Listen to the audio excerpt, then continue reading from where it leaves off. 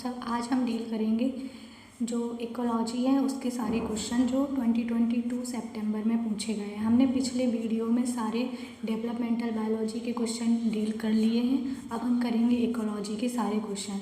तो देखते हैं कि क्वेश्चन है क्या। Which of the following correctly represent the relationship between the rate of population growth in a population and population size. ठीक है, हमें पॉपुलेशन की ग्रोथ को देखना है एंड पॉपुलेशन के साइज को जो ग्राफ में दिया हुआ है। ठीक है, हमें ग्राफ के अकॉर्डिंग पॉपुलेशन की साइज और पॉपुलेशन के जो ग्रोथ है उसको डील करना है।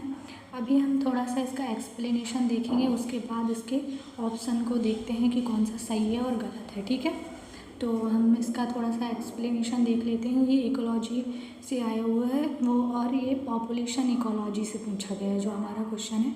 और इसका जो इसमें भी जो पॉपुलेशन इकोलॉजी है वो जो हमारे इकोलॉजी का पार्ट है वो सबसे बड़ा टॉपिक है, उसमें भी पॉपुलेशन ग्रोथ से आया है जो हमारा क्वेश्चन है। ठीक है, तो इसमें जो पॉपुलेशन ग्रोथ क्या होती है वो देखते हैं।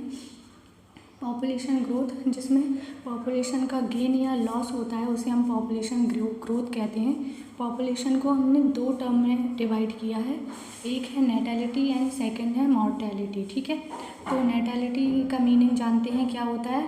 Natality birth of individual in a population, किसी भी जो पॉपुलेशन में अगर इंडिविजुअल का बर्थ होता है ऑर्गेनिज्म का तो उसे हम नेटैलिटी कहते हैं। ठीक है, अभी इतना समझ में आ गया कि जब भी किसी भी पर वीक या फिर पर ईयर या फिर पर मंथ इंडिविजुअल का जो रेट होता है, बर्थ रेट होता है, उसे हम देखते हैं, उसे ही हम नेटैलिटी कहते हैं। चलिए, तो अभी हम इसमें आगे देखते हैं इकोलॉजिकल नेटैलिटी क्या होती है, उसको देखते हैं। Number of individual produce under actual condition. ठीक है, जब number of individual actual condition में प्रोड्यूस करते हैं तो उसे हम इकोलॉजिकल नेटैलिटी कहते हैं। मतलब दो टाइप की कंडीशन होती हैं, एक एक्चुअल नहीं होती है जैसे हम सिर्फ आइडेंटिफाई करते हैं या फिर अपने अकॉर्डिंग उसको डील करते हैं, वो एक्चुअल नहीं होती हैं। एक्चुअल क्या होती हैं, जो नेचुरली होती है, जिनकी नेचुरली डेथ एंड बर्थ होते हैं, उसे हम एक्चुअल कंडीशन कहते हैं। ठीक है, तो नेक्स्ट देख लेते हैं क्या है टर्म मॉर्टेलिटी। ठीक है, मॉर्टेलिटी को हम कैसे डील करेंगे देखते हैं। Death of individual in a population, जब किसी भी पॉपुलेशन में इंडिविजुअल की डेथ होती है पर वीक, पर ईयर या पर मंथ, तो उसे हम क्या कहते हैं, उसे हम कहते हैं पॉपुलेशन डेथ या मॉर्टेलिटी। ठीक है, मॉर्टेलिटी कहते हैं। जो इसमें क्या है, इसमें देखते हैं आगे इकोलॉजिकल मॉर्टेलिटी, जिसमें loss of individual under a given environmental condition. जब भी इन्वायरमेंटल कंडीशन में क्या होता है, लॉस ऑफ इंडिविजुअल का या ऑर्गेनिज्म का लॉस होता है, तो हम उसे क्या कहते हैं, इकोलॉजिकल मॉर्टेलिटी। ठीक है, इसको दो टर्म हमको समझ में आ गए हैं। आगे देखते हैं आगे क्या दिया हुआ है। आगे इन्वायरमेंटल रेसिस्टेंस है, जिसमें कंडीशन देखी गई है फेवरेबल एंड अनफेवरेबल। ठीक है, दो कंडीशन देखी गई हैं, जिसमें फेवरेबल जो कंडीशन होती है उसमें जे शेप कर्व देखा जाता है।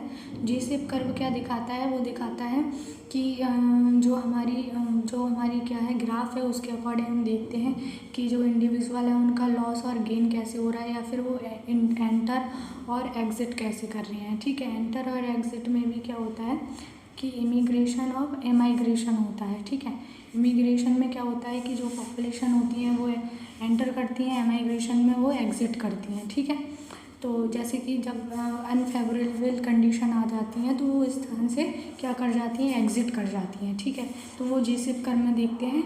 इसी में हम geometric growth and exponential growth भी देखते हैं। ठीक है, आगे क्या आता है, आगे आता है अनफेवरेबल जो ग्राफ होता है, जिसमें किसी भी टाइप की फेवरेबल कंडीशन नहीं होती है, उनके पास रहने के लिए परफेक्ट फूड नहीं होता है। ठीक है, और वहाँ पे एनवायरनमेंट सही नहीं रहती हैं, एनवायरमेंटल कंडीशन होती हैं वो सही नहीं होती हैं। तो जो लॉजिस्टिक ग्रोथ होती है उसे हम क्या के से डिनोट करते हैं, और जो हमारा जो क्वेश्चन पूछा गया है वो लॉजिस्टिक ग्रोथ से है। ठीक है, तो वो किससे है, लॉजिस्टिक ग्रोथ से है। तो लॉजिस्टिक ग्रोथ क्या होती है, लॉजिस्टिक ग्रोथ जिसमें लिमिटेड रिसोर्स रहते हैं, जिसमें जो ऑर्गेनिज्म है उसके लिए कंपटीशन हाई रहता है और लिमिटेड रिसोर्स रहते हैं, उसे हम लॉजिस्टिक ग्रोथ कहते हैं। और उस ग्राफ के अकॉर्डिंग हम देखते हैं ऑर्गेनिज्म को। ठीक है, कि और जो के क्या होती है, कि हमारी क्या होती है, कि हमारी होती है कैरिंग कैपेसिटी। ठीक है, कैरिंग कैपेसिटी का मतलब जब वहाँ पे रिसोर्स या फिर फुलफिल हो जाते हैं, रिप्रोड्यूस करने लगते हैं, वो फुलफिल हो जाता है, उसको हम कैरिंग कैपेसिटी कहते हैं। वहाँ पे जो क्या हो जाता है, ग्राफ फुल हो जाता है और फिर ग्राफ नीचे की ओर गिरने लगता है। ठीक है, तो उसको ही हम डिफ़ाइन करते हैं, उसी हम क्या कहते हैं, कैरिंग कैपेसिटी। तो आगे हम अब इसको क्वेश्चन को थोड़ा देखते हैं कि क्या है। इसमें पूछा गया है population growth and population size. ठीक है, तो जो ए है उस ग्राफ के अकॉर्डिंग तो यहाँ पे किसी में भी नहीं दिखाई दे रहा है कि कैरिंग कैपेसिटी हाई जा रही है या लो। और बी वाले में देखते हैं तो यहाँ पे जो कैरिंग कैपेसिटी है वो हाई है, मतलब जो KY2 है उसको अगर आप जानते होंगे, KY2 क्या होता है, मैक्सिमम ग्रोथ होती है। मतलब जब हमारी KY2 पे जो ग्राफ है वो पहुंचता है तो जो ग्रोथ है वो मैक्सिमम हो जाती है, फिर यहाँ से जो ग्राफ है वो नीचे गिरने लगता है। आप देख रहे हैं नीचे यहाँ से, यहाँ के बाद जो स्पीसीज़ हैं वो प्रोड्यूस नहीं कर पाती हैं, रिप्रोड्यूस, और वो ग्राफ नीचे गिरने लग जाता है और यहाँ पे रिसोर्स और कंपटीशन बढ़ने लगती है।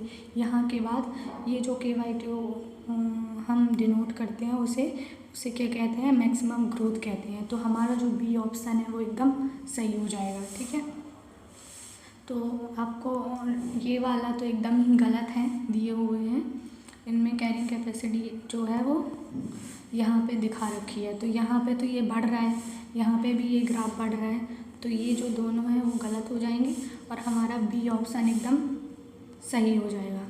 ठीक है, ये बहुत इजी क्वेश्चन पूछा गया था इकोलॉजी से, तो आपको ये क्वेश्चन और ये थोड़ा बहुत एक्सप्लेनेशन समझ में आ गया होगा। तो thank you so much student. अगर आपको थोड़ा भी समझ में आया होगा तो प्लीज़ इसे लाइक एंड सब्सक्राइब ज़रूर करना।